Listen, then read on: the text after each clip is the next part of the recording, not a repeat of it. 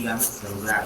Nah, selanjutnya yang akan kita bahas itu adalah sekarang tentang tayamum. Apa itu tayamum? Tayamum itu apa?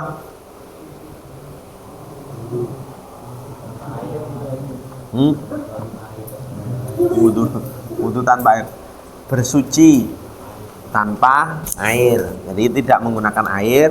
Nah, inti dari tayamum itu sebenarnya apa toh?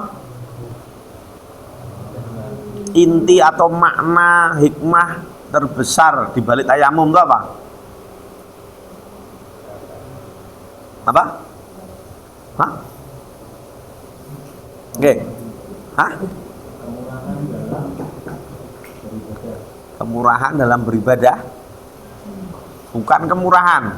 Yo, oke. Hah? Keringanan. Keringanan, bukan keringanan. Bukan rukhsah.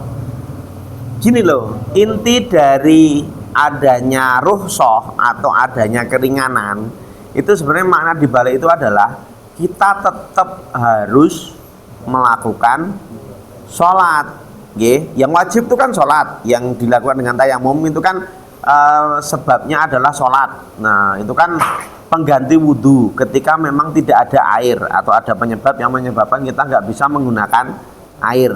Tetap harus wudhu dengan cara tayamum. Nah, supaya apa? Tetap bisa sholat. Kalau sholat nggak bisa berdiri, ya sambil duduk. Nggak bisa duduk, ya sambil tidur. Nggak bisa tidur, ya sholat ya dikubur. Nah, misalnya pas lagi di jalan, pas lagi, pokoknya bener-bener tidak bisa melakukan seperti biasanya. Ya biasanya kan wudhu pakai air, pakai keran. Sholat ya di sini pakai di musola, pakai sajadah. Misalnya pas dilarang nggak bisa, tetap sholat dengan cara seadanya. Nah, itu sudah diatur, disyariatkan. Nah, ini penting sekali, makanya kita pelajari, karena kadang-kadang kita akan menemui kejadian itu. Kita akan menemui kondisi atau keadaan itu. Walaupun misalnya kalian nggak benar, aku pengen neng luar negeri kok, aku pengen merantau kok, aku pengen neng omah wae, aku pengen gaweane sing enak-enak wae kok. Penting urip neng omah wae, rasane neko. Loh, belum tentu suatu saat bisa jadi kalian pas mantenan neng gone dulurmu dijak mantenan neng daerahmu pucuk gunung kono, gimana? Mesti kita akan menemui kejadian itu. Nah, nanti akan kita bahas. Oke, bismillahirrahmanirrahim. Faslun wa syaraitu tayamumi khamsatu asya. Syaratnya tayamum, syaratnya boleh tayamum itu ada karena 5 perkara. Yang pertama, wujudul udhri bisafarin au maradin. Yang pertama, adanya udzur. Nah, karena sebab perjalanan, safar, atau karena sakit. Nah, misalnya karena perjalanan di jalan lah, ini yang saya sering sampaikan kalian ketika perjalanan, kalau zaman dulu konteksnya Nabi itu kan kemarin dilalah kemarin pas waktu saya sama Bu Fafa ini berangkat umroh, itu beneran kita melihat perjalanan dari Mekah ke Madinah atau dari Madinah ke Mekah. Memang nggak ada apa-apa bro, nggak ngelewatin desa, nggak harus waduh yang pasir roh, gunung-gunung sing dilewati. Itu kan sekarang udah ada jalan raya nih. Zaman Nabi dulu itu beneran nggak ada apa-apa. Coro Indomaret ora ono. Nah, zaman sekarang mungkin udah ada rest area di setiap berapa kilo sekali ada. Nah, zaman dulu nggak ada tenan. Jadi makanya saya sering sampaikan, zaman dulu Nabi itu bener-bener menyarankan man amana billahi wal yawmil akhir fa yukrim dhaifahu. Pokoknya kalau ada orang yang benar-benar ngaku beriman sama Gusti Allah, itu salah satu syaratnya apa? Harus mau memuliakan tamu. Karena tamu itu ya dari Mekah ke Madinah, wah ya bongko tenan, waduh tenan bro. Itu berapa ratus kilo. Zaman dulu naik onta, panas-panas berhari-hari, nggak ono Indomaret, bayangkan. Jadi bener mesti ngeleh. Orang restoran, orang sinar minang bareng. Jadi pasti lapar, pasti susah lah. Nah, di perjalanan itu ya nggak mesti nemu air. Kalaupun bawa air mesti dieman untuk minum. ya tetap disarankan untuk minum, nggak boleh digunakan untuk wudhu. Wudhunya boleh tayamum. Nah, makanya kalau di perjalanan jauh seperti itu, ya itu memang diperbolehkan untuk tayamum. Ketika memang nggak nemu air sama sekali, gitu loh. Tapi di zaman now, apalagi di Indonesia Raya, ya tak kira dari daerah Jawa, insya Allah tetap mesti ketemu banyu lah. Jadi alasan safar itu mungkin walaupun di perjalanan, insya Allah tetap nemu air, kecuali kalau misalnya naik apa ya? Naik pesawat. Kalau mau tayamum lah, ini kontroversi nih. Naik pesawat, misalnya nggak ada air terus tayamumnya pakai apa? Maksudnya bawa pasir dari rumah kamu, bawa tanah dari rumah? Ya enggak toh. Lah zaman dulu itu saya pernah lihat di video dari pemerintah itu musab ini toh kursi, gitu. Musab kursi. Abang itu kursinya divakum wah. Masa ada debunya. Nah, itu makanya ya diniatkan boen ada debunya.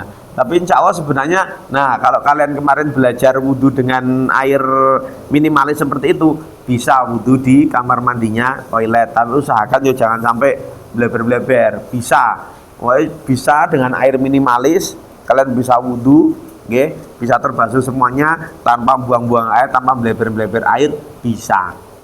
Yang kita pelajari kemarin itu. Makanya itu penting banget. Tuh, itu ketika kalian nggak yakin, nggak mantep, misalnya ngusap debu di kursi, kursinya divakum bendino kok, itu beneran ada debunya apa enggak, di AC bisa. Nah, itu kan yang yo beberapa istilah janggal kan di situ, itu Oke. Nah, terus ketika sakit, juga diperbolehkan tidak pakai air. Sakit yang misalnya kalau misalnya wudhu pakai air dia malah tambah parah sakitnya. Contoh misalnya sakit tipes. Nah, tipes atau kena penyakit yang benar-benar kondisinya menggigil dan sebagainya. Nah, itu ketika dia nyentuh air, tambah kopok.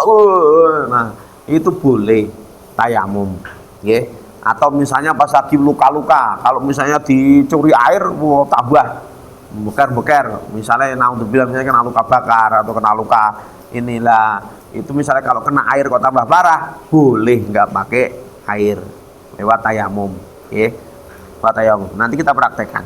Lah, itu adalah udzur-udzur yang memperbolehkan tayamum. Terus selanjutnya syarat sahnya tayamum itu waktu sholati, harus sudah masuk waktu sholat. Maksudnya gimana?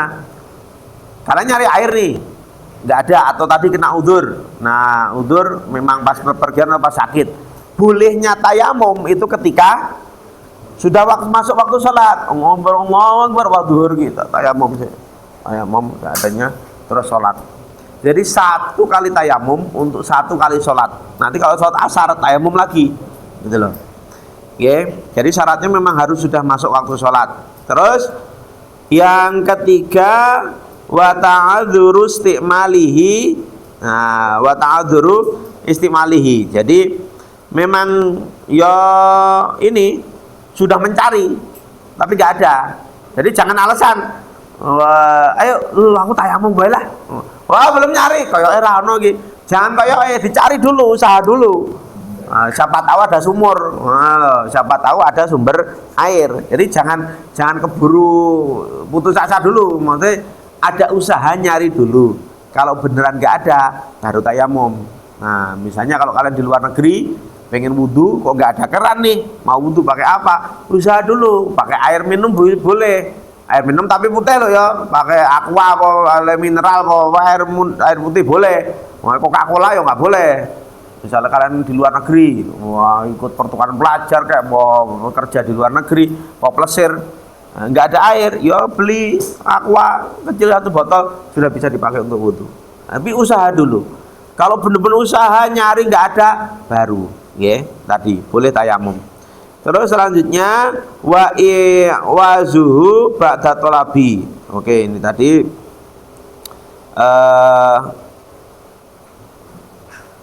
ini tadi nyari sesudah nyari ba'da tolabi. Wa turabut tahiru, syarat selanjutnya harus menggunakan debu atau tanah yang suci. Terus fa'il kholatahu jasun au ramlun lam yajis. Nah, apabila tercampur najis atau pasir maka tidak sah.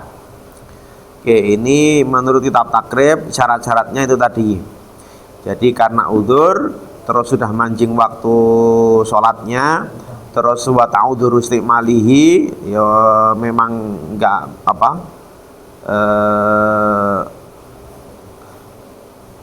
wa talabul mali wa ta'dzuru wa talabul ma'i wa ta'dzuru istimalihi. Terus nah dengan debu yang suci, nah, sudah mencari tapi memang nggak ketemu airnya. Oke, terus itu syarat-syarat di mana kita boleh melakukan tayamum. Selain itu nggak boleh. Nah, terus wa faraiduhu arba'atu asya'a. Fardunya itu ada 4. Fardunya tayamum ada 4 apa saja? 1 an-niyatu, niat, wa mashul wajhi, dan mengusap wajah. Mengusap loh ya. Mengusap bukan membasuh. Nek kalau wudu pakai air kan membasuh, gitu? Membasuh. Tapi kalau di tayamum itu masuk semua, ngusap. Ya enggak mungkin lah basuh pakai debu. Kabul. Makanya enggak mungkin. Oke. Wa mashul yadaini, mengusap kedua tangan, ma'al ini sampai sikut, yang terakhir tertib. Jadi kalau kemarin ada 6, ini dikurangi 2. Ya, dikurangi 2. Niat sama tertibnya tetap, wajah sama tangan tetap, yang dihilangkan kepala sama kaki. Nah, jadi yang diusap cuma wajah sama cuma tangan aja. Jadi yo, nek kalian lihat ada orang tayamum, tayamum. Aku kumur barang yang gendeng ya, jadi cuma wajah, terus nah diambilkan gini, terus tepuk biar enggak anu banget. Diusapkan sama tangan, seret, yang sini seret, atau nepuk gini, yang tangan apa nepuk buat yang kanan, terus nepuk lagi buat yang kiri, itu juga boleh. Ya, intinya yang diusap tuh cuma ini toh, ya, nggak pakai kaki, nggak pakai ini, nggak pakai telinga, nggak boleh, cuma 2 toh, itu tayamum. Ya, itu nanti kalau kita mau praktekkan, jadi intinya ambil tanah, di padang pasir atau di tanah itu jelas toh. Ambil tanah, ditukar gini, nah terus diusapkan. Tapi jangan terlalu lomot banget. Jadi makanya kan ditepukkan gini. Jadi biar enggak ini banget, biar enggak apa, enggak bluk banget lah istilahnya. Gini, terus wajah, terus tepuk, nah diusapkan ke tangan. Ya itu dok, selesai, urut tertib. Nah. Itu untuk tayamum. Nah, sekarang pertanyaan selanjutnya adalah bagaimana ketika kalian junub, mimpi basah neng padang pasir. Nah, bengi nginep neng gumuk pasir. Oh, itu padang pasir lah. Mimpi basah, nggak ada air. Terus mau sholat subuh, apa yang harus dilakukan?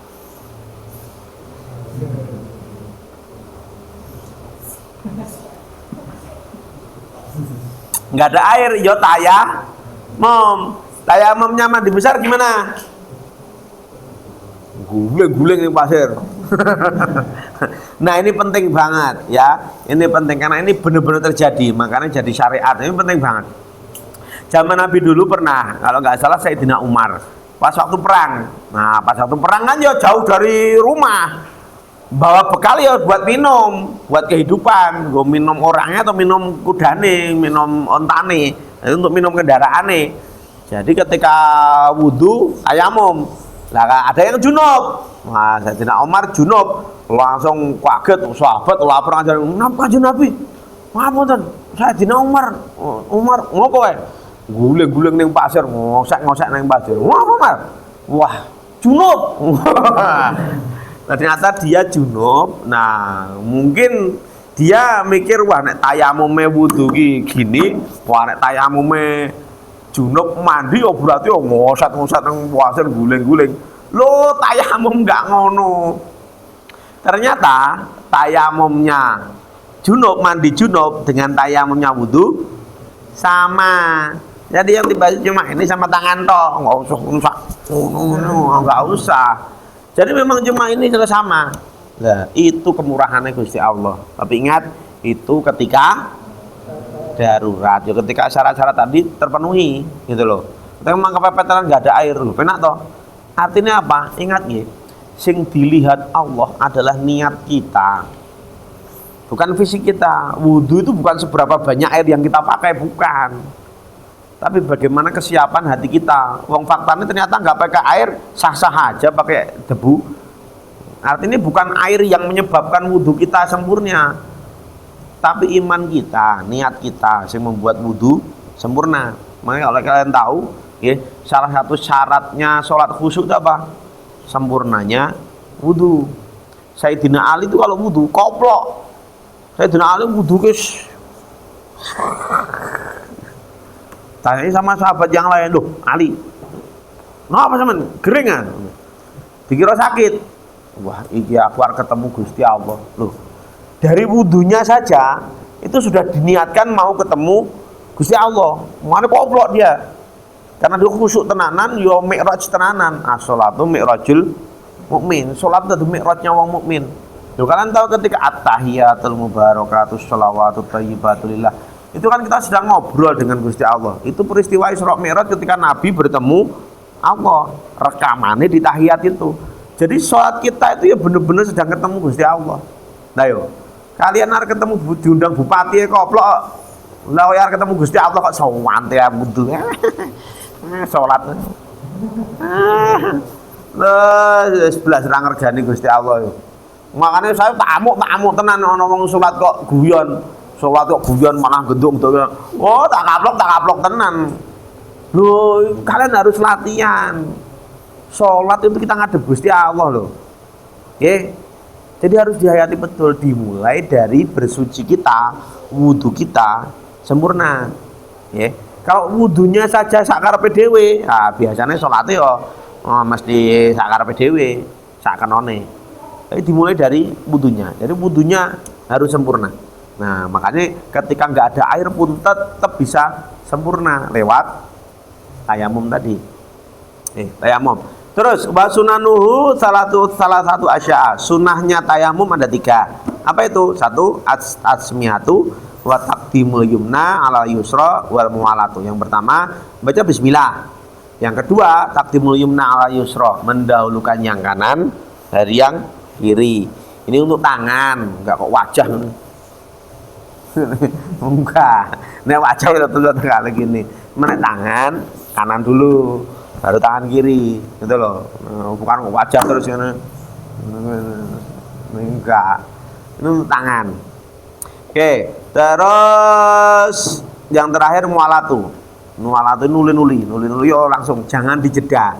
Jangan. Bunyi kayak MU kalah. Wah, malah gedabur. Oh iya. Jangan disela, makanya dimakruhkan ngobrol. Kenapa? Ngobrol itu bisa menyela wudhu, ya. Jadi ketika wudhu, ya jangan ngobrol, ya. Apalagi pas sholat malah guyon. Sholat buka HP, wah bandem di sana, ya. Saya pernah lihat itu, nang Australia dulu, ono sholat tuh pas tahiyat, gitu. Ya, status apa ya? Udah 2 rakaat, tinggal 2 lagi, yes. Loh, goblok sih. Nah, beneran itu. Allahu Akbar. Bisa mana? Sama. Kemarin jangan seudon Pak Ustadz. Itu siapa tahu buka Al-Quran, dia membaca. Lah yang tahiyat barang buka kok. Iya, pas berdiri memang ada. Kemarin sing ini apa ngimami terawih, pengennya khatam Quran sambil baca Al-Quran lewat HP. Itu hukumnya gimana? Boleh, asal ya jangan dibuka Quran tok. Notifikasi net dimatikan semua.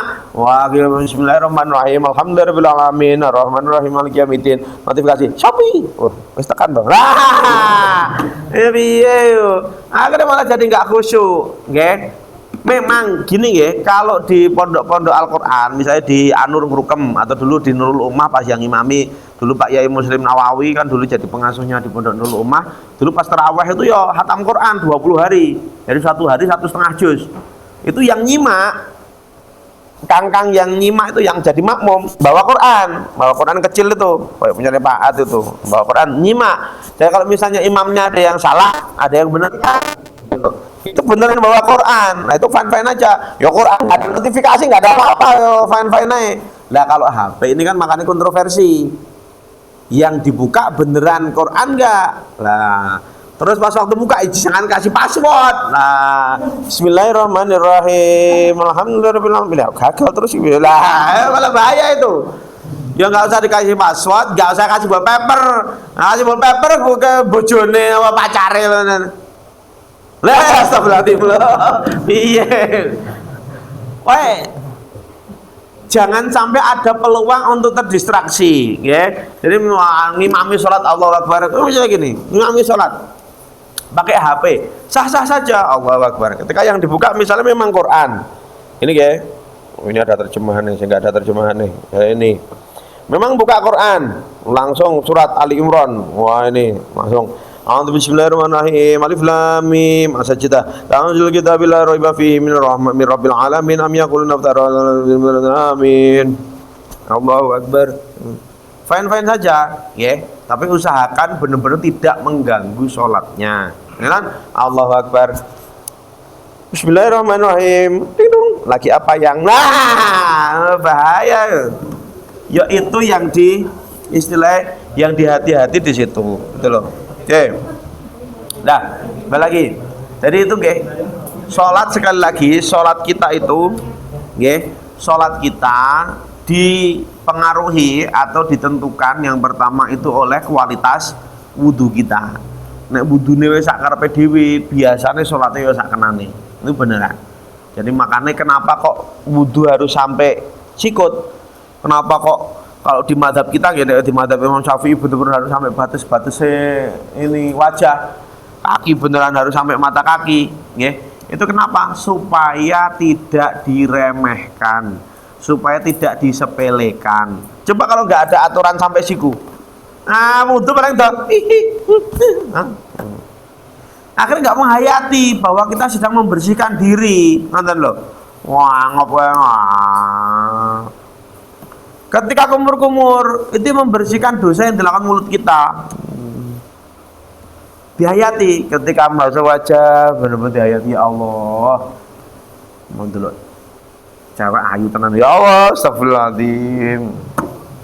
Pas masuk tangan ya Allah. Mau buka TikTok apa wae mau. Dibasuh tangannya.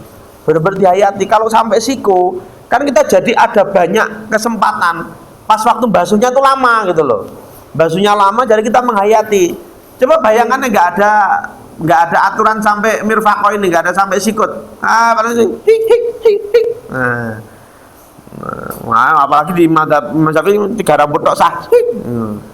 Wah di madhab yang lain kan sampai gini. Oke. Jadi itu tujuannya supaya kita menghayati wudhu kita, menyempurnakan wudhu kita, okay? Karena sekali lagi sempurnanya wudhu adalah nanti akan membuat sempurnanya sholat. Oke, saya kira itu mawon untuk yang membatalkan tayamum sudah belum tadi? Belum, Oke, yang membatalkan tayamum terakhir ini yang membatalkan tayamum. Waladhi yubtilu tayamuma salah satu asya'a ma'ab tolal wudu wa ru'yatul ma' fi ghairi waqti sholati waridati. Ada 3. Yang pertama ma'ab tolal wudu, jelas yang membatalkan tayamum adalah yang membatalkan wudu. Yang kita bahas kemarin, yang membatalkan wudu otomatis membatalkan tayamum. Keluar barang, demok titit, demok ini dubur, nyentuh yang bukan muhrim, ya, terus hilang akal, tidur dan sebagainya. Nah itu membatalkan tayamum juga. Yang kedua melihat air. Nah wis tayamum nih, alhamdulillah sholat duduk hujan terus bes, batal tayamum kita, harus ganti pakai air. Jadi kalau nemu air atau misalnya Allahu Akbar Ya ke banyu ki. Kaget mawrah. Ya itu tayamumnya batal, ya, tayamumnya batal. Harus ganti dengan air karena yang menyebabkan kita kalau yang menyebabkan tayamum adalah nggak adanya air. Tapi kalau karena sakit dan yang lain tadi yo nggak masalah, tetap dilanjutkan. Oke, terus yang ketiga murtad, ya lah. Oke, itu yang menyebabkan batalnya tayamum. Oke. Bismillah, yo ilmu ini penting walaupun tidak kita praktekkan tiap hari, tapi ini penting. Suatu ketika misalnya lah kayak kasus siapa kemarin Vero kakinya digip atau ada yang tangannya diperban karena sakit, lah itu boleh tayamum, tapi gini ada aturannya.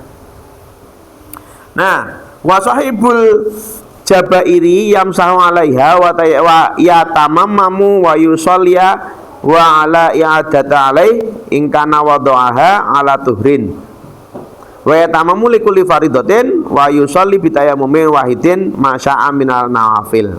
Oke.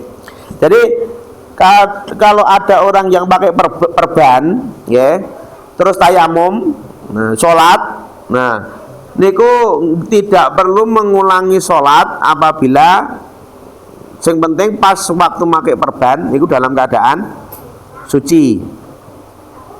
Dan ingat satu kali tayamum tadi yang saya sampaikan, satu kali tayamum berlaku hanya untuk satu kali sholat. Kalau misalnya nanti mau sholat lagi, mau sholat fardu maksudnya, mau asar habis duhur asar tayamum lagi, gitu loh. Itu beda nih. Kalau pakai air satu wudu, nek misalnya sama rabata blas rangen to terang ising ra demok dari subuh sampai isya full satu wudu nggak apa-apa, tapi kata Nabi wudu alal wudu niku nur ala nur, ya. Kata Nabi wudu setelah wudu kok belum batal kok wudu lagi, itu ibaratnya cahaya di atas cahaya. Jadi yo ditumpuk-tumpuk cahaya nih, jadi nggak masalah. Misalnya wudu mana, wah aku wudu kok mau, loh wudu lagi itu malah bagus, nggak apa-apa, ya, walaupun belum batal. Bon itu, Jadi kalau ada orang yang pakai perban kayak kemarin itu, itu jadi gini, diusahakan kalau memang misalnya tidak boleh kesentuh air sama sekali. Nah, misalnya luka, bukan perban, luka saya kena air dikit aja itu sakit, lah itu tayamum. Nah, tapi ada yang gini, bagian lain diusap pakai air, nah tapi khusus yang itu saja itu diniatkan, tetap diniati diusap, walaupun nggak pakai air. Nah, sama seperti di kasus yang kemarin saya sampaikan ketika ada orang wudhu pakai kaos kaki dalam keadaan memang dingin banget, lah itu diniatkan, diniatkan mengusap air. Nah, cuma karena waktunya memang dingin banget, akhirnya terus cuma disentuhkan saja. Nah, dulu pas waktu saya di Jepang banyak sekali yang seperti itu. Jadi kondisi sakit, kondisi flu, musim dingin, tuh kademen, itu pas wudhu kaos kakinya nggak dicopot, tapi diusap. Nah, dengan catatan pas pakai kaos kakinya dalam keadaan suci, itu Oke, jadi biar sah karena syaratnya sah sholat dalam keadaan suci kakinya memang, itu Oke, tapi satu lagi, ini kalau tadi kasusnya tentang tentang sufah atau tentang kaos kaki atau sepatu, sholat pakai sepatu sah apa enggak sih? Ayo.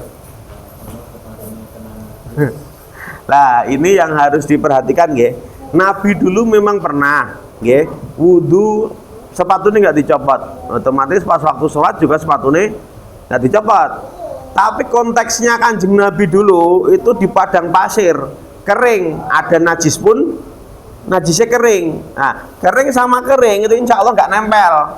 Lah beda di kita kan konteksnya sama nang sepatu nek kena ketelek kae ngene pitik-pitik do mlebu ning pondok. Lah itu kan bahaya, apalagi musim hujan.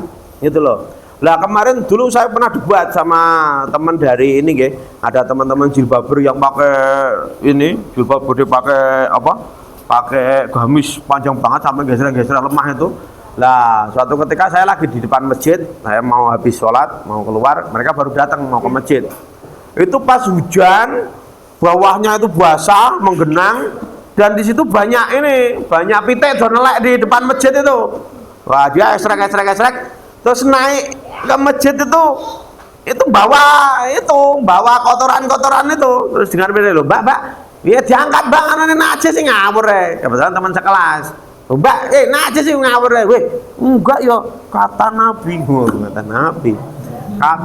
gesekan pertama terkena najis itu gesekan kedua mensucikan, ya itu yang padang pasir Bambang, iya misalnya konteksnya itu kena bener-bener ritelek, yo gesekan selanjutnya. Nah, ngain najisnya masih ada itu, kok naik ke masjid, yo najisnya bisa kemana-mana, ya. Jadi gitu, kadang dilihat konteksnya. Kemarin saya lihat ada pas waktu saya mau berangkat umroh itu kan lihat dilalah algoritmanya YouTube yo yang muncul tentang umroh semuanya. Ada yang YouTuber dari barat, nggak tahu dari Amerika atau dari mana. Bagaimana hukumnya? How about wearing? What is the hukum for wearing sandal during tawaf? Apa hukumnya pakai sandal ketika tawaf? Nah, according to Rasulullah SAW, our prophet wear sandal when he tawaf. Jadi kalau berdasarkan hadis, Nabi dulu tawaf memakai sandal. Jadi pahalanya double kalau memakai sandal. Iku mbiyen Bambang sore isih lemah lah, saiki wis di keramik wis resik. Tempat itu juga buat sujud, ya hati-hati ngawur Jadi gini nggih, ya walaupun kalau misalnya sama-sama kering di sana, ya, tapi kan yo adab juga. Kenapa? Ya karena tempat itu buat sujud loh. Kita kan nggak tahu sandal kita bawa najis apa enggak. Nonton loh. Jadi usahakan besok kalau kalian dapat kesempatan untuk ibadah di Masjidil Haram, ya, yuk adab kita tetap sandalnya dilepas. Makanya ada tas khusus untuk bawa sandal. Nah itu dibawa, ya. Karena apa? Ya kita nggak tahu loh sandal kita bawa najis apa enggak. Nah itu yang pertama. Yang kedua, yuk adab, karena tempat yang kita pijak itu yang kita pakai buat tawaf itu juga dipakai untuk sholat juga. Orang juga bakal sholat di situ. Jadi hati-hati, jangan sampai kita membuat orang lain sholatnya nggak sah, itu loh. Dan yang ketiga, nek pas dong tawaf uyek-uyekan, saman gue sandal, apa sandalmu sandal gunung, ngidak loro bro, ngawur. Kemarin teman saya ada yang kepidak wong Turki wong gede, mencatat sih itu sampai berdarah. Ya karena mereka pakai sandal yang tebel-tebel, sandal-sandal gunung itu. Yo pangerten lah, karena itu tempat kita bersama bareng-bareng, ya jangan sampai apa yang kita lakukan mendolimi orang lain, itu Oke, saya kira itu untuk pertemuan kita sore hari, malam hari ini. Insya Allah kita lanjutkan besok di pertemuan selanjutnya. Besok kita akan membahas di bab selanjutnya, itu nanti tentang najis sudah nomor. Oke, nanti di bab selanjutnya masih tentang sesuci yang lain, plus nanti terus kita membahas tentang sholat. Nah, ini yang utama, ini yang inti, karena awalu mayuhasabu yaumal qiyamah sholat. Yang pertama dihisab nanti dari kiamat itu apa? Sholat kita. Jadi ini bab yang penting sekali, nanti tolong diperhatikan dan kita praktekkan. Saya minta beneran, pokoknya murid-murid saya, santri-santri saya semua sholatnya kudu apik, kudu khusyuk. Bukan karena tak nilai, tapi karena itu memang modal utama kita. Tujuan hidup utama kita itu ya salah satunya untuk sholat, ya. Jadi ya usahakan sholat itu insya Allah yang akan benar-benar membawa kita lebih dekat kepada Gusti Allah. Ya. Jadi tolong diperhatikan betul besok pas sholat. Oke, nikmawan. Assalamualaikum warahmatullahi wabarakatuh.